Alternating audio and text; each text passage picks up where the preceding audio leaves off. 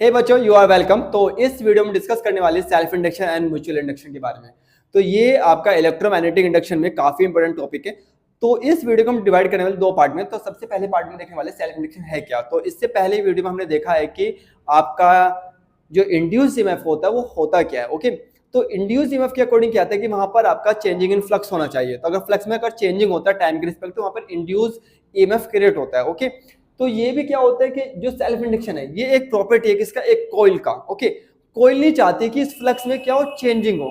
तो उस फ्लक्स को चेंजिंग को रोकने के लिए वो एक इंड्यूस ईएमएफ क्रिएट करता है। क्या करता है, एक इंड्यूस ईएमएफ क्रिएट करता है। ओके, तो सेल्फ इंडक्शन का एक प्रॉपर्टी है किसी सिंगल कॉइल का। तो ये मान लीजिए कॉइल है, ये सिंगल कॉइल है। इस सिंगल कॉइल में क्या करंट फ्लो हो रही है। ओके, तो करंट फ्लो होने की वजह से यहाँ पे क्या क्रिएट होगा, मैग्नेटिक फील्ड।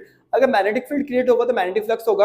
अगर उस मैग्नेटिक फ्लक्स में अगर चेंजिंग हो तो ये जो कॉइल है इसमें एक इंड्यूस ईएमएफ आएगा। क्या आएगा, इंड्यूस ईएमएफ। और उस इंड्यूस ईएमएफ की वजह से यहाँ पे क्या होगा, एक इंड्यूस करंट बनेगा। एंड वो इंड्यूस करंट कोशिश करेगा कि जो फ्लक्स है उसमें कोई चेंजिंग ना आए। ओके, तो बड़ा सिंपल है, सेल्फ इंडक्शन आप पढ़ सकते हैं। It's a property of a coil which oppose any change in strength of the current flowing through it. Okay, by introducing an induce EMF.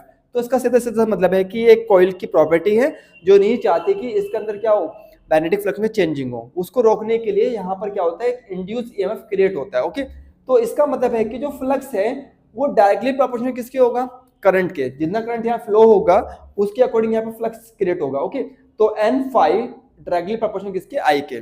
Okay, अगर इस प्रोपोर्शनल के साइन को हम यहाँ पर हटाए तो हमारे पास एक कांस्टेंट आता है। कांस्टेंट को हम नाम क्या देते हैं, coefficient of self inductance. Okay, तो जो L है आपका वो क्या है, सेल्फ इंडक्टेंस है। ओके, तो ये वैल्यू किसका होगा, N phi equal L I. Okay, तो यहाँ पे देखो बच्चों, अगर हमें निकालना है इंड्यूस ईएमएफ, तो इंड्यूस ईएमएफ का फॉर्मूला क्या होता है, हमने पहले भी डिस्कस किया था।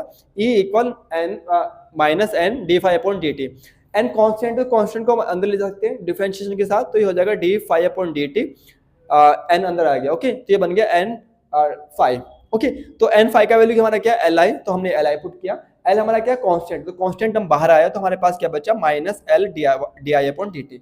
अगर हमें एल को निकालना हो, ओके, तो एल वैल्यू क्या होगा, ये वैल्यू कहाँ जाएगा, अपॉन में, तो minus E upon D I upon D T. Okay, तो हम इसका यूनिट में निकाल सकते हैं। यूनिट क्या होगा, वोल्ट, क्योंकि आपका जो ई है वो क्या, इंड्यूस ईएमएफ है, और ईएमएफ का यूनिट क्या होता है, वोल्ट। करंट के लिए एम्पियर, और सेकंड कहाँ जाएगा, ऊपर जाएगा, तो हो जाएगा वोल्ट सेकंड पर एम्पियर।